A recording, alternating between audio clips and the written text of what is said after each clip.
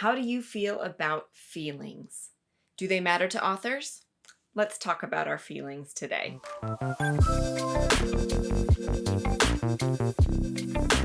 Welcome to Allie on Life, where I believe every life is a beautiful story, and I want to help you tell yours. Today we are talking about emotions, which admittedly has not always been one of my favorite topics. Actually, I still don't like it that much, but it is important. I'll explain why emotions are so essential in writing and also give you some ideas for how you can incorporate them into your storytelling or your marketing or whatever writing that you're doing. Of course, don't forget to subscribe to this channel if you haven't done that already, and check out my free resource on how to find your best idea for what to write. Feelings. Well, I have to say, I am not comfortable with them. That is a fact. I don't really know what to do with them, and I often find them to be an annoying problem. However, emotions are essential. We all feel them. They are an important part of what makes us human. Without emotions, without feelings, we would be unfeeling robots or, some kind of weird aliens that don't have feelings or that repress their feelings or something like that. Emotions are what connect us to the people around us. Now, for a lot of my adult life, I found myself as something like maybe a Vulcan, kind of a Spock kind of character where I felt strong emotions, but I didn't really want anybody around me to know that I felt them. And so I just kind of tucked them away and kept them inside and just presented a mostly calm exterior to the world. I mean, I lose control, just like anybody does. But for the most part, I try to avoid expressing those emotions. And that has actually caused me a lot of problems in my life. But I didn't like how my strong emotions made me feel out of control. I really don't like anything that makes me feel out of control. I don't like being out of control. And I think a lot of people feel that way about emotions. They don't want emotions to control them. Emotions probably shouldn't control you, but emotions are essential. There was a time when I thought that emotions were sort of just fake feelings, right? That they shouldn't guide anything that we do because they're not real. Well, they're real. They're definitely a part of who we are, but they can be harnessed. And that is something that I learned in the course of my life, is the fact that emotions are powerful. They are beautiful. They're like a wild horse. And yet, with that wild horse, if you learn how to train them properly, they can take you to where you need to go. Now, just like when a horse takes control of that bit and goes, emotions can get out of control and cause problems. Now, when I was younger, I rode horses, and I was probably 9 or 10, somewhere in there. I was riding one time with my riding instructor. We were out in the field and we were just going through different exercises and kind of running around having fun on the horses. And at some point my horse got tired and I turned him so that he was facing the stable. Well, if you know anything about horses, you know that they will run home because they have a feeling there might be food there and they will run to food. And so as soon as we got into a place where the horse realized he could see home, he just took off. He was gone. Now, I'd been riding horses for a while, but I wasn't really big enough or strong enough, or I didn't know the right way to control him, to get him back into control. And what ended up happening is he ran me under a tree and I fell off, and it was terrible. And that is something that can happen when you let your emotions get out of control. They can cause a whole big mess and a lot of pain. So yes, emotions are absolutely important and they are powerful, and it's important to know how to manage them and keep them under control. Another thing about emotions is that they color our writing. Our heads read words, but our hearts respond to emotions. And you need both when you're reading. Unless you're writing a technical manual or something like that, you don't want to just have dry, emotionless writing that no one cares about and no one will respond to.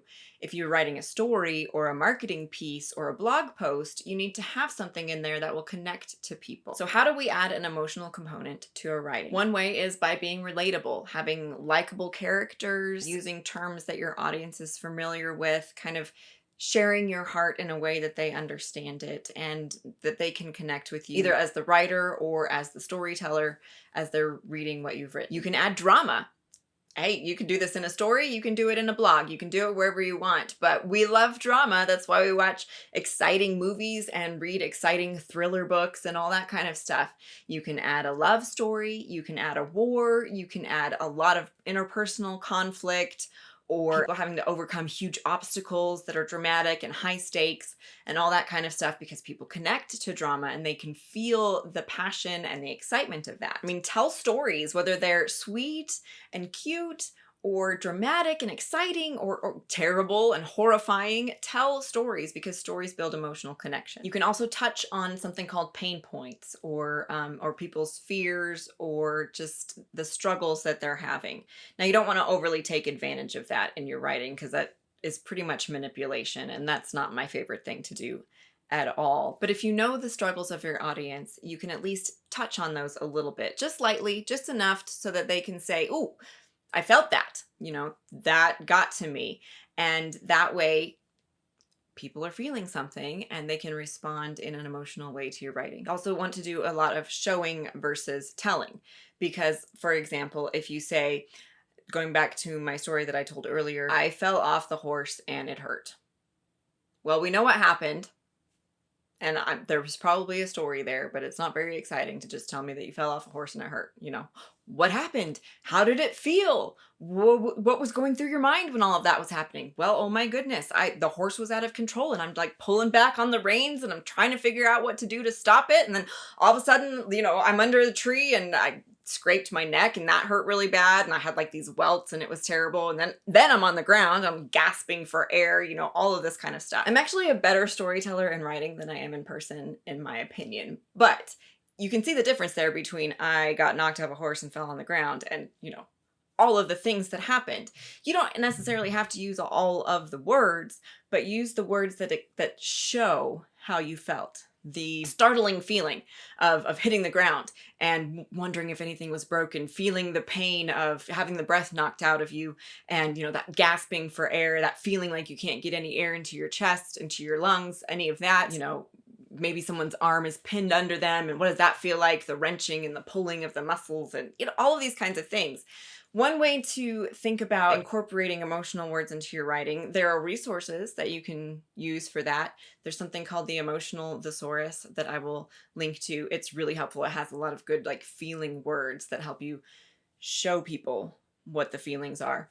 But another thing that you can do is just sort of mine the depths of your personal experience. This is an exercise that I learned from Jim Rubart, who's one of my writing mentors, and I adore him. He teaches it in his writing academy. But it's talking about, thinking about places where you felt a lot of emotion. Maybe you felt a lot of pain, like maybe some of the darkest times of your life, and write out of that. Write what you were experiencing, write what you were going through.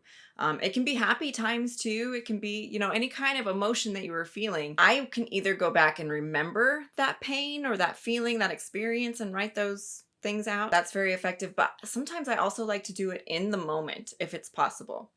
I'm a processor. I don't necessarily, like I said, show my emotions in the moment when I'm experiencing them. So I process them later and that's when I feel them. So sometimes I will write those out. And I have had some very powerful pieces of writing that I learned a lot from just by doing that. And I don't know if anybody will ever see those. They probably won't. When you show them to someone and they read that and they feel the experience, it becomes a whole different level of connection. Now, how about you? How do you feel about feelings? How do you do incorporating them into your writing? And are there ways that you could do that better? Are there suggestions that you have? Share those with me in the comments. Now, one emotion that I am feeling right now is I am so excited about my new free resource for writers. If you missed my last video on having so many ideas and not knowing what to do with them, this does help with that. Plus, if you grab the guide, then I will invite you to connect with me in my inbox. You can reply to me, I'll reply to you, we can have conversations about writing, I can give you some feedback and that kind of thing, because I love helping people and I love having those conversations. So make sure you look at the link in the description for that. Well, that is all for today. Thank you so much for watching. Now get out there and tell your story with all those feelings, because someone needs to hear it.